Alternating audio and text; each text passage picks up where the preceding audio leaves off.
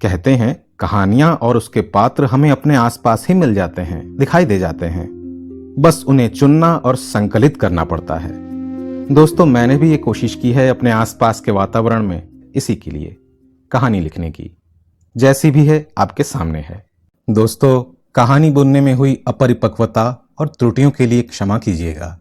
इसको सुनिए और अपनी प्रतिक्रियाएं मुझे दीजिए। धन्यवाद। नमस्कार दोस्तों, कहानी केंद्र में आपका स्वागत है।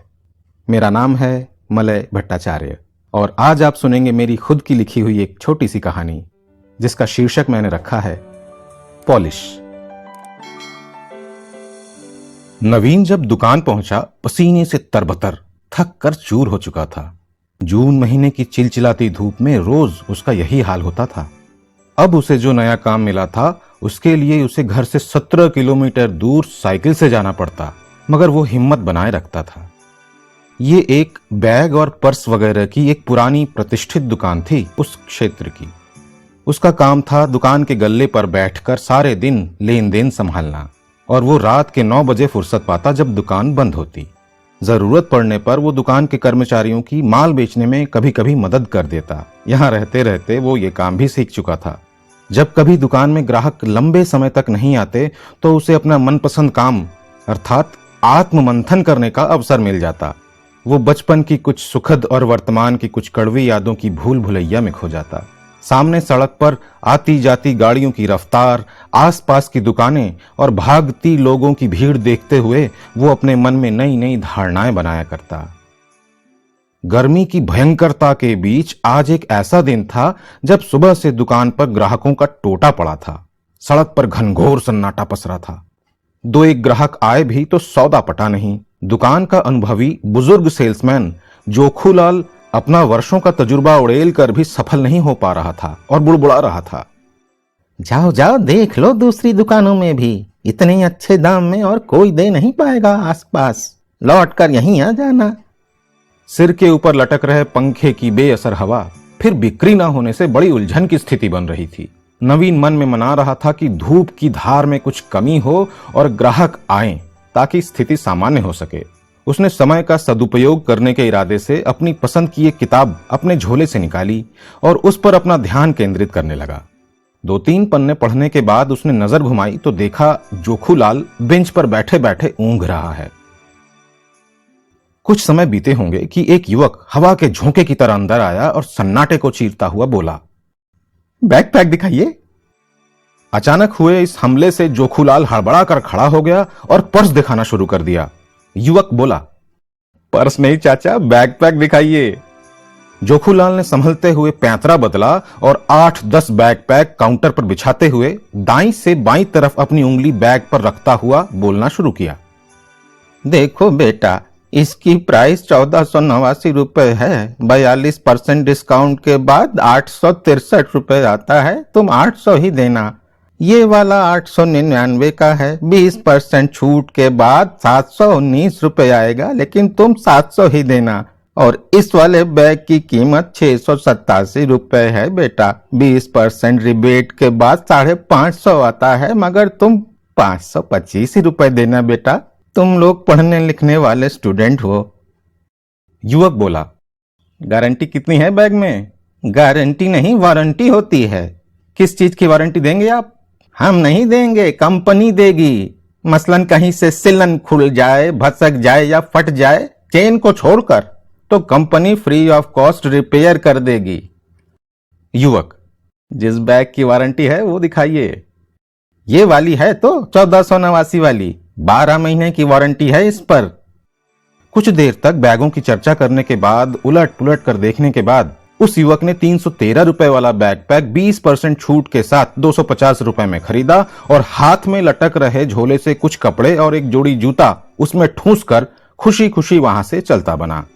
जोखूलाल काउंटर पर बेतरतीब बिछे हुए बैगों को समेटते हुए बुड़बुड़ाता रहा, लेना सबसे सस्ता है, लेकिन कहेंगे और दिखाओ, महंगा वाला दिखाओ। जोखूलाल हाथ झाड़कर नवीन की तरफ रुख करके बोला, आते हैं, और दुकान से निकलकर बाईं तरफ कहीं अदृश्य हो गया। आधा पौन घंटा बीता था। शायद उस युवक के चरणों का प्रताप रहा होगा। एक युवती अंदर आकर शोकेस में सजे पर्सों को ध्यान से देख रही थी। क्या लोगी बिटिया? जोखूलाल ने पूछा। पर्स चाहिए। तब जोखूलाल ने लेटेस्ट फैशन के पर्स उसे दिखाने शुरू किए। ये वाला पर्स 677 रुपए का है, 20% डिस्काउंट तुम्हें देंगे, 541 रुपए आएगा, लेकिन तुम 520 रुपए देना। और ये वाला 437 रुपए का है, जो छूट के बाद 350 रुपए आएगा, तुम 330 ही देना बिटिया। और ये जोखूलाल युवती को समझाता रहा। कुछ भी कहो, सामानों की कीमत और उन पर मिलने वाले छूट की कीमत और उसकी संख्या जोखूलाल को कंठस्थ है। नवीन यही सोच रहा था। अंत में युवती 100 रुपए का एक मिनी पर्स लेकर वहां से प्रस्थान कर गई। जोखूलाल भुनभुनाते रहे। देखेंगे ऐसे जैसे पूरी दुकान ही पसंद करके घर ले जाएंगे। फिर कुछ समय के लिए सन्नाटा पसर गया। जोखूलाल नवीन से मुखातिब हुए। आते हैं। फिर दुकान से निकलकर इस बार दाईं तरफ कहीं अदृश्य हो गए। नवीन सोच रहा था कि इतनी धूप भी इनको डरा नहीं पा रही। इस बीच बिजली का आना जाना आंख मिचौली लगातार चल रही थी। उसने किताब के पन्नों पर नजर गड़ाई। एक साहब अपनी खोज भरी नजरों से कुछ ढूंढते हुए वहां आ पहुंचे, लेकिन जो उन्हें चाहिए था वो वस्तु उन्हें दिख नहीं रही थी। उन्होंने पूछा, अरे जोखू भैया, गढ़ारी वाला बैग दिखावा। जोखूलाल अब तक कमर कस चुका था। अच्छा भैया, ये बड़ा वाला गड़ारी बैग 4375 रुपए का है, डिस्काउंट के बाद 1968 आवत है, मगर आप 1900 दियो। और ये छोटा वाला 3700 रुपए के है, छूट कई के 1665 आवत है, आप 1600 ही दियो। उस ग्राहक से कलर, हैंडल, गढ़ारी, मजबूताई पर चर्चा हुई। अंत में वो 380 रुपए का बिना गढ़ारी का एयर बैग लेकर दुकान से रवाना हुआ। जोखू फुफकार उठा। हम तो पहले ही ताड़ लिए रहे कि ई न ले पई हैं, बड़े लाट साहब बने घुसे रहें। नवीन इन घटनाओं का साक्षी बना बैठा था। तभी एक बेचारा सा आदमी, जिसके कपड़े कुछ गंदे से दिखाई दे रहे थे, बहुत सकुचाते हुए अंदर आया। एक बेल्ट चाहिए। कितने तक का चाहिए? उस आदमी के बताने पर उसने कुछ बेल्ट सामने रखे। ये वाली बेल्ट 188 रुपए की है, 20% छूट के बाद 150 की पड़ेगी। और ये वाली 313 की है, इसमें भी तुम्हें छूट मिलेगी, ये तुम्हें 250 की पड़ेगी। चमड़े की बेल्ट है बेटा। ग्राहक 150 रुपए वाली बेल्ट कमर पर नापते हुए बोला। 100 का दे दीजिए दादा। जोखू कड़क कर बोला, भाई ऐसा है, हम डिस्काउंट कर देते हैं, मोल भाव नहीं करते। ग्राहक, अरे दादा कुछ तो कम कर दो। नहीं हो पाएगा, कहाँ ना, 10-20 रुपए तो कम कर दो, हमको लेना ही है। हम मोल भाव नहीं करते, लेना है तो लो, नहीं तो कोई बात नहीं। अंत में जीत जोखूलाल की हुई। वो आदमी 150 रुपए की बेल्ट खरीद कर उसमें 3 छेद बढ़वाकर अपनी खिसकती हुई पैंट में अटकाकर तेजी से ओझल हो गया। इस बार चेहरे पर विजयी भाव लिए जोखू बोला, हम अभी आते हैं। जोखूलाल बाहर निकलकर सड़क पर जरा ठिठका। नवीन ने देखा, वो दाईं तरफ धीरे धीरे बढ़ गया। नवीन सोच रहा था कि पेड़ों की निरंतर कटाई और उस अनुपात में पेड़ों की कम हो रही रोपाई से गर्मी का प्रकोप सालों साल बढ़ता जा रहा है। उसने देखा, इस झुलसाती गर्मी में लोग अपने सिरों पर गमछा लपेटकर उससे अपने नाक कान ढककर चल रहे हैं। उसकी तंद्रा भंग हुई। देखा, जोखूलाल सड़क पर दाईं तरफ से बाईं तरफ बड़ी तेजी से चला जा रहा है। अचानक अपने सिर के ऊपर सरसराहट से उसने नजरें ऊपर उठाई। दुकान की छत के कोने में एक छिद्र, जिसकी तरफ एक हाईब्रिड चूहा, जो नेवले के आकार से थोड़ा सा ही छोटा होगा, तार पर सरकते हुए सधे कदमों से बढ़ रहा है। उसने छिद्र में अपना पूरा शरीर प्रवेश कराया, लेकिन पूंछ बाहर लटकती छोड़ दी।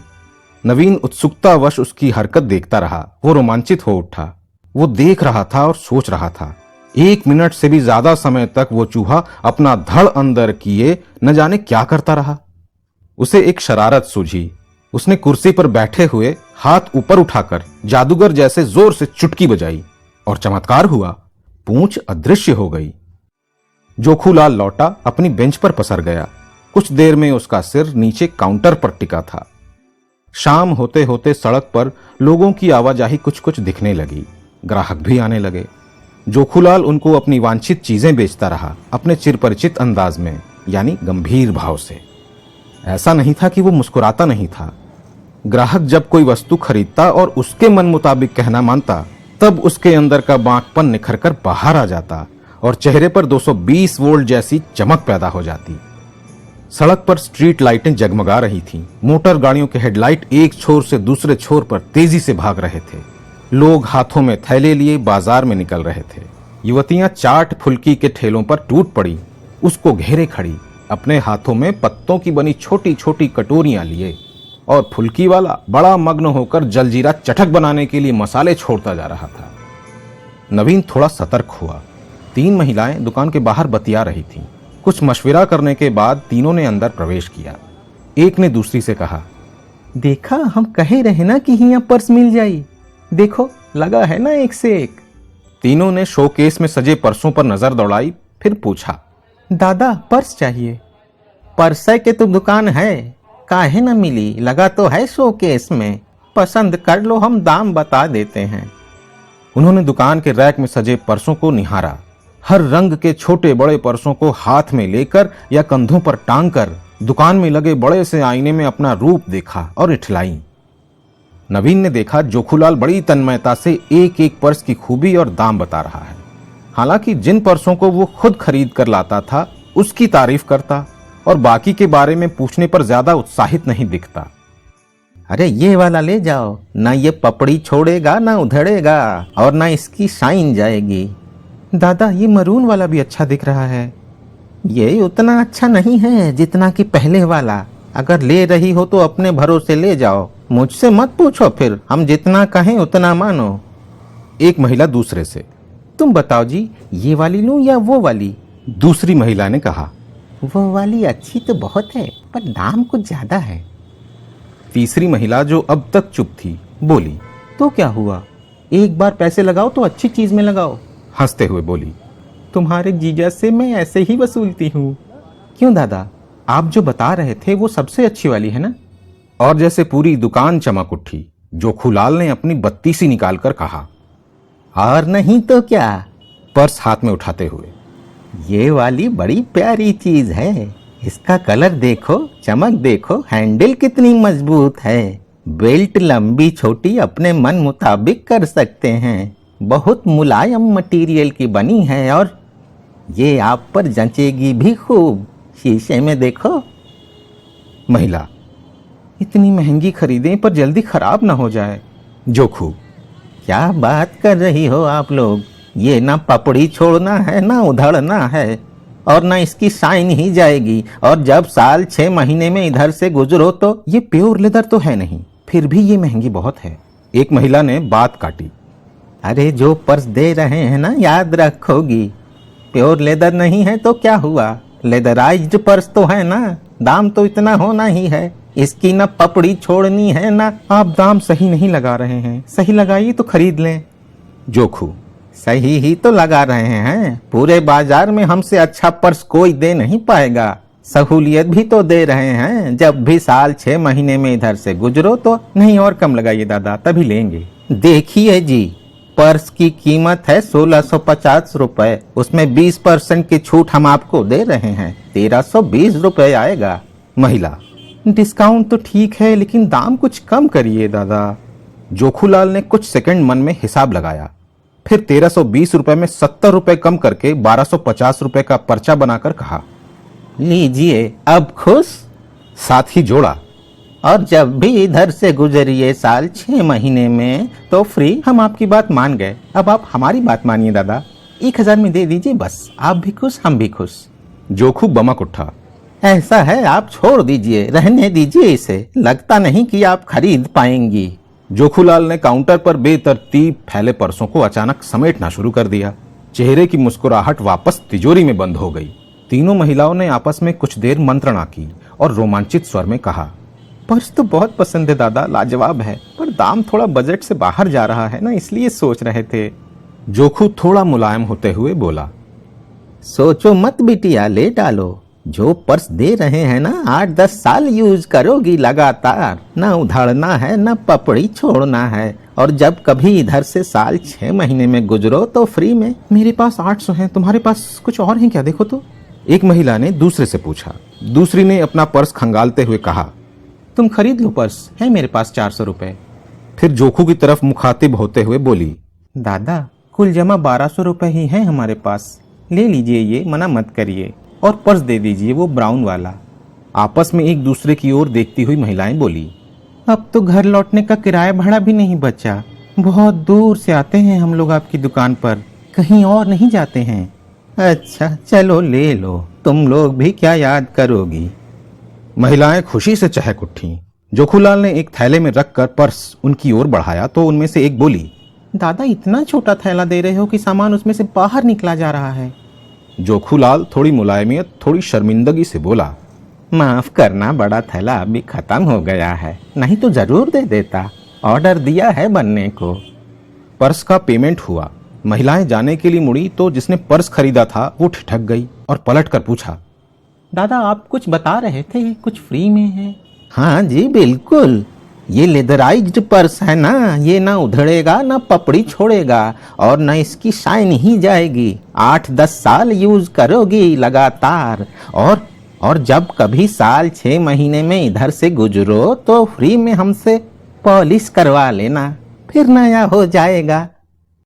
समय कितनी तेजी से बीत गया ये नवीन को तब ध्यान आया जब उसने घड़ी देखी। जल्दी से उसने हिसाब मिलाया और तेजी से अपनी साइकिल की ओर चल दिया।